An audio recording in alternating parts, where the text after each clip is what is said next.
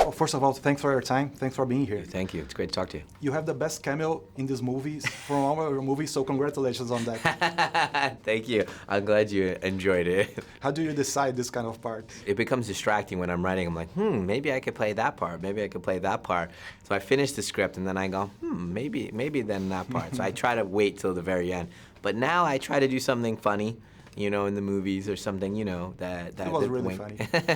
Your movies became funny. Yeah. Recently with The Visit. Yes. And why do you search this kind of comedy in your movies? I think I've always had that in me as a very strong instinct. I've always enjoyed doing more kind of this dark comedy thing, and now I'm really leaning into it, and I'm really enjoying it because I think if I'm enjoying and giggling writing the script, then the actors are gonna enjoy it, and on the set we're gonna have a fun time, which then means you guys are gonna have a fun time when you come see the movie. Bye, Mom.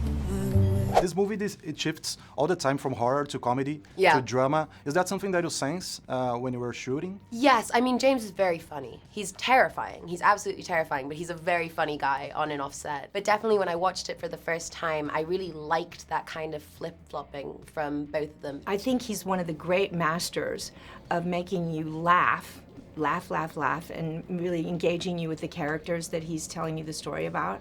And then right when you think it's safe and you're completely charmed, he scares the shit out of you. I think hardly anyone can do that, to hold humor and terror or drama in like such close proximity and keep them perfectly balanced. Yeah, we mean it. We plot exactly where we want to do it and exactly what effect we want it to have on the audience. Sometimes it doesn't work out. For example, there's a scene in it where one of my characters performs a dance routine for one of the girls that is captured, and that was designed to be really funny for the audience, and it's just not. It's disturbing. It's funny and creepy at the same time. Yeah, we thought it was hilarious. The audience in every screening I've watched have sat there in sort of mildly disturbed, almost stunned silence and not laughed really at all. And we're like, this is so goofy, why is nobody laughing at this? You know what I mean? But it's also what we learned is that was a good response. And at that point in the movie, even though we wanted the audience to laugh, it was actually really interesting to have a movie where the audience were doing the opposite and getting deeper into the creepy side of it, My name's Hedwig. I have red socks. I remember the first time I showed the audience Signs, they were laughing so much and enjoying themselves, and then about the three-quarter point of the movie, it stops being funny. And they didn't realize it. And they kept on trying to find funny things in it, and I was like, oh man, maybe I could make this all the way through like that. All of these elements kind of being buoyant together. When done properly, I think they help each other. The suspenseful elements helps the humor helps you reset. If you're laughing, you tend to jump more, and then if you're more vocal and more open, then you're more emotional. So I think they all work together. One thing that he does a lot, he shoots a lot in close-ups.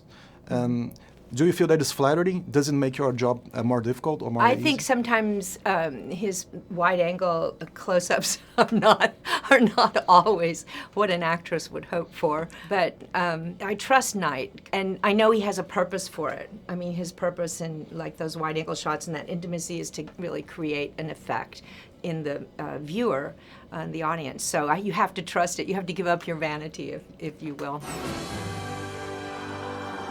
And there was a lot of takes, or not so Sometimes not.